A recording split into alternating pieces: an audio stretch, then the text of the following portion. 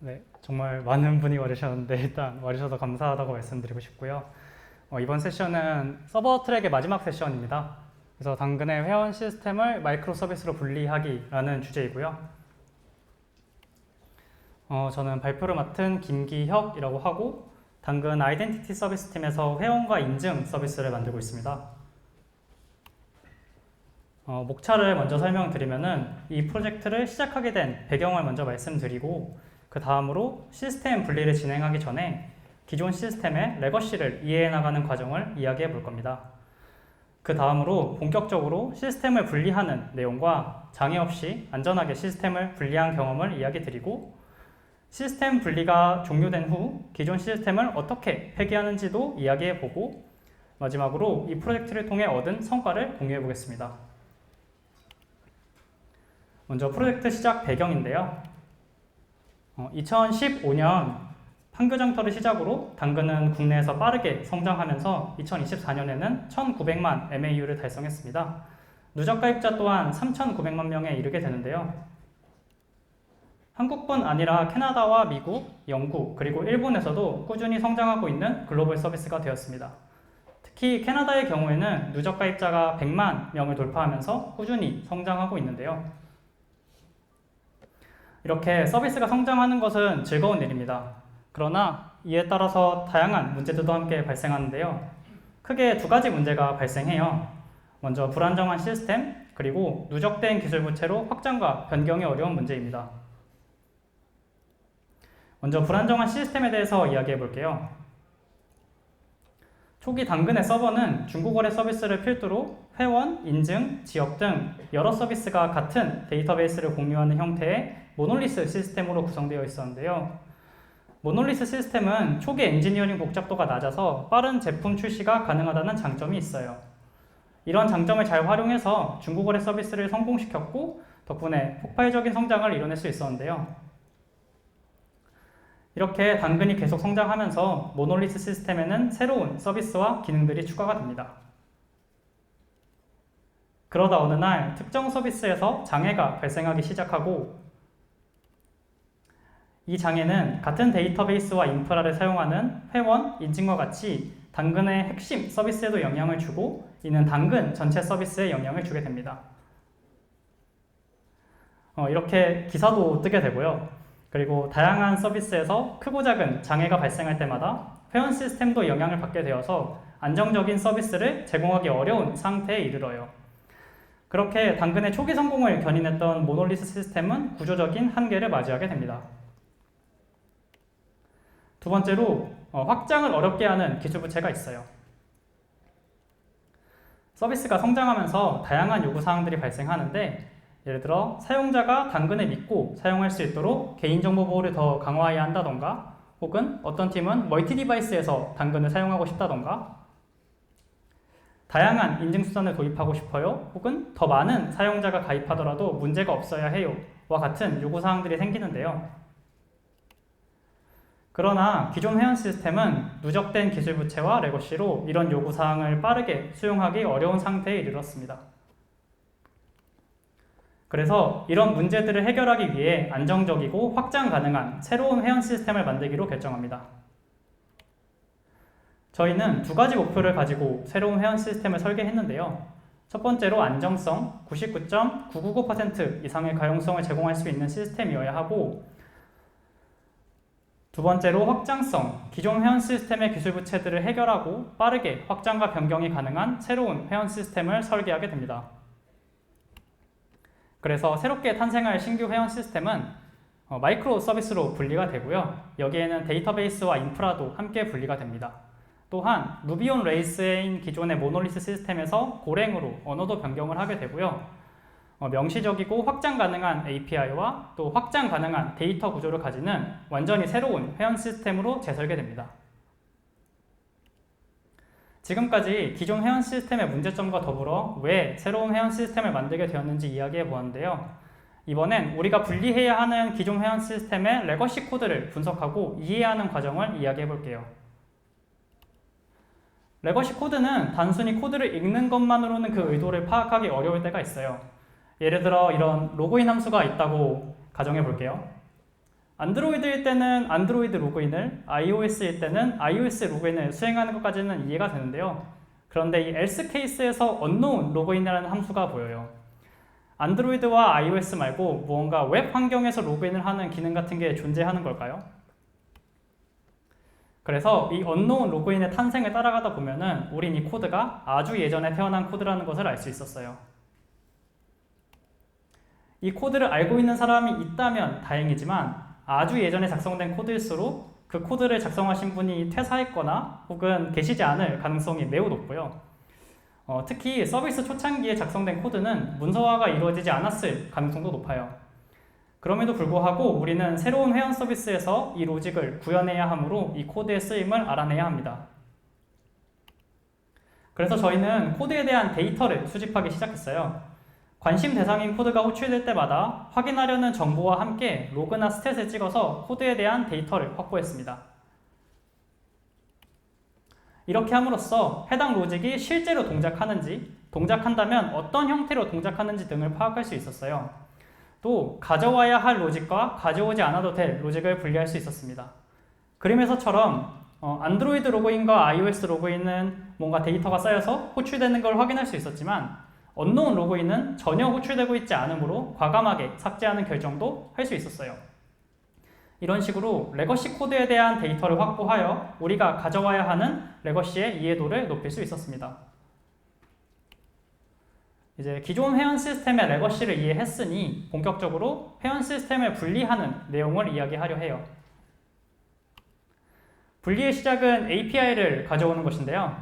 클라이언트와 서버는 API로 통신을 합니다. 그래서 API를 가져오면 관련된 비즈니스 로직과 데이터도 모두 가져올 수 있어요.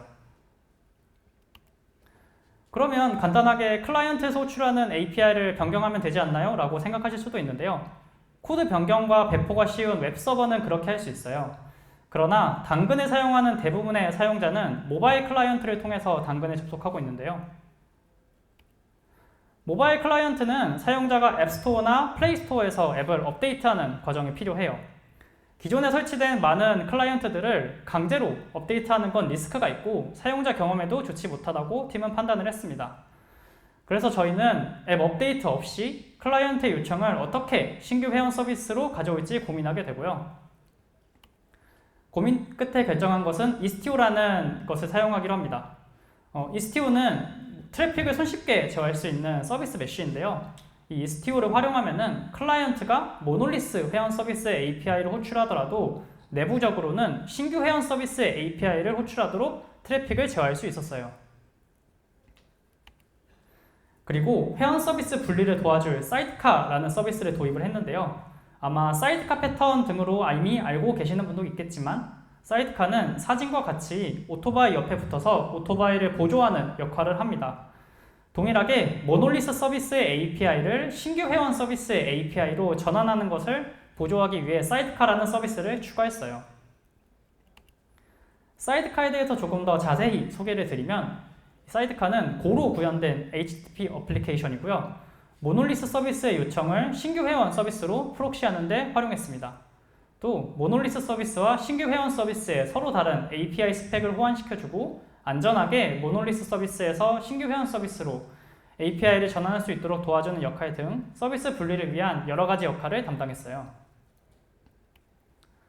그럼 이제 본격적으로 API를 가져오는 과정에 대해서 설명을 해볼 건데요. 클라이언트는 평소대로 모놀리스 서비스의 로그인 API를 호출할 거예요.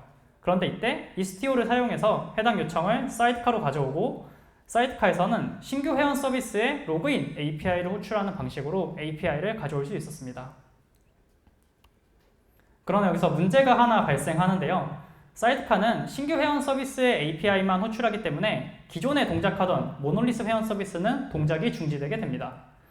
왜냐하면 모놀리스 회원 서비스의 로그인 API 호출이 중단되었기 때문인데요. 만약 우리가 신규 회원 서비스를 잘못 구현했거나 예상하지 못한 문제가 발생하게 되면 당근 전체 서비스 장애로 이어질 수 있어요. 그래서 이런 문제를 해결하기 위해 사이드카에선 모놀리스 서비스와 신규 회원 서비스의 API를 모두 호출했습니다. 두 API를 모두 호출함으로써 모놀리스 회원 서비스와 신규 회원 서비스의 회원 관련 비즈니스 로직이 각각 동작하고 각각의 데이터베이스의 회원 데이터 변경이 이루어져요. 그래서 만약 신규 회원 서비스에서 예상하지 못한 문제가 발생하더라도 모놀리스 회원 서비스가 계속 동작하고 있으므로 회원 서비스를 장애 없이 운영할 수 있었어요. 이제 API 응답을 클라이언트에게 내보낼 시간인데요. 사이드카는 모놀리스 서비스와 신규 회원 서비스의 API를 모두 호출했기 때문에 메모리에 모놀리스 서비스와 신규 회원 서비스의 API 응답을 가지고 있는 상태예요. 저희는 안전한 API 전환을 위해 모놀리스 서비스의 응답을 99%, 신규 회원 서비스의 응답을 1%만 먼저 내보내면서 클라이언트에서 문제가 발생하지 않는지 확인했습니다. 문제가 발생하지 않으면 신규 회원 서비스의 응답을 5%, 10%, 50% 이렇게 점차 늘려나가면서 마지막에는 신규 회원 서비스의 API 응답만 내려가도록 했어요. 이런 방식으로 클라이언트 업데이트 없이 서버 변경만으로 모놀리스 회원 서비스의 API를 신규 회원 서비스의 API로 전환할 수 있었습니다. 앞선 전환 과정에서 좀 API를 안전하게 전환하는 이야기를 해봤는데요. 계속해서 장애 없이 안전하게 시스템을 분리하는 방법에 대해 이야기해 볼게요. 회원 시스템의 장애는 곧 전사의 장애로 이어지기 때문에 시스템 분리를 할 때 장애가 발생하지 않도록 팀에선 두 가지 원칙을 세웠습니다. 첫 번째로 신규 회원 서비스의 데이터와 모놀리스 회원 서비스의 데이터가 99.999% 일치한다는 목표예요. 이 목표는 데이터베이스 분리 과정에서 발생할 수 있는 회원 데이터의 유실, 브리치 문제 등을 방지하기 위함인데요. 신규 회원 서비스의 데이터와 모놀리스 회원 서비스의 데이터는 여러 가지 이유로 불일치할 수 있어요. 데이터의 불일치가 생기는 대표적인 사례를 살펴보면 모놀리스 서비스의 로그인 API는 성공적으로 동작하여 관련된 회원 데이터가 잘 저장되었지만 신규 회원 서비스의 로그인 API는 잘못 구현되었거나 데이터를 저장하는 과정에서 문제가 생겨 데이터가 저장되지 않을 수 있어요. 결과적으로 모놀리스 회원 데이터베이스에는 로그인 날짜가 2024년 1월 1일로 저장되었지만 신규 회원 데이터베이스에는 로그인 날짜가 널로 저장되게 돼요. 이는 해당 데이터와 관련된 비즈니스 로직이나 지표 등에 영향을 줄 수 있습니다. 그래서 저희는 주기적으로 모놀리스 회원 데이터베이스와 신규 회원 데이터베이스에 데이터를 동기화하는 배치 프로그램을 작성하여 두 데이터베이스에 저장된 데이터를 동일하게 만들었어요. 이런 식으로 두 데이터베이스의 데이터가 99.999% 동일할 때까지 분리 작업을 계속해 나갔습니다. 두 번째로 신규 회원 서비스의 API와 모놀리스 회원 서비스의 API 응답이 99.999% 일치하는지 검사했는데요. 이는 모놀리스 회원 서비스와 신규 회원 서비스 API의 비즈니스 로직이 동일하게 구현되었는지 검증하고 또 API 전환 과정에서 발생할 수 있는 장애 상황을 방지하기 위함이었어요. 제가 예시로 모놀리스 서비스와 신규 회원 서비스의 API 구현체를 가져와 봤는데요. 조금 다른 게 보이실 거예요. 좌측 모놀리스 서비스에서는 유저 객체를 반환할 때 매너 온도라는 데이터를 40.0 플롯으로 내려주고 있고요. 우측 신규 회원 서비스에서는 40 인티저로 내려주고 있습니다. 결과적으로 두 API의 응답이 달라지게 되는데요. 응답이 달라지면 클라이언트에선 예상하지 못한 문제가 발생할 수 있어요.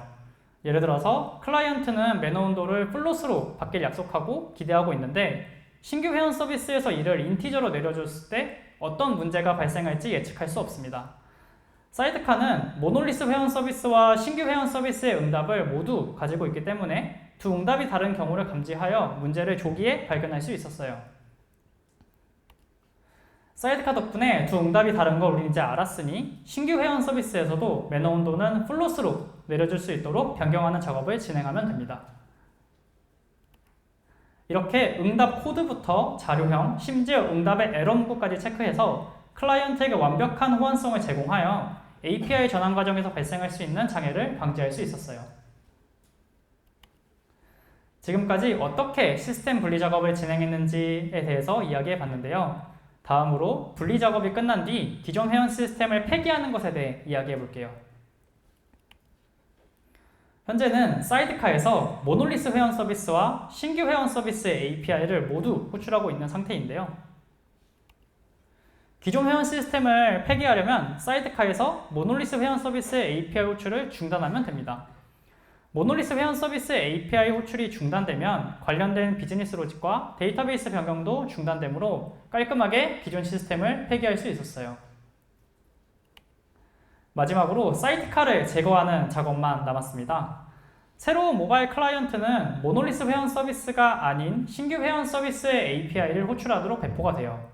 그래서 시간이 지나 앱 업데이트 등으로 모놀리스 회원 서비스의 API를 사용하는 모바일 클라이언트가 모두 사라지게 되면 사이드카도 제거할 수 있습니다. 네, 마지막으로 성과에 대한 이야기인데요. 우리는 회원 시스템 분리를 통해서 어떤 성과를 이뤘을까요? 우리가 처음에 이야기했던 목표인 안정성 99.999% 이상의 가용성을 제공하기로 했는데요. 저희는 모놀리스 서비스로부터 서버와 데이터베이스를 분리하여 회원 시스템의 안정성을 확보했고 서비스 분리 후 회원 시스템 장애는 한 건도 발생하지 않았어요. 과거에는 다른 서비스의 장애가 회원 서비스에 쉽게 전파가 되었다면 이제는 그러지 않게 된 거죠. 그리고 회원 관련 API 성능 개선 효과도 있었습니다. 과거에는 당근의 로그인 API를 호출하는 95%의 사용자는 최대 384ms까지 기다려야 했는데요. 이제는 최대 128ms까지만 기다리면 됩니다. 신규 회원 서비스는 이렇게 기존 대비 66% 정도 더 빨라진 API를 제공할 수 있게 되었어요. 두 번째 목표로 확장성을 이야기했는데요. 기존 회원 시스템의 기술 부채들을 해결하고 빠르게 확장과 변경이 가능한 회원 시스템이 되었을까요?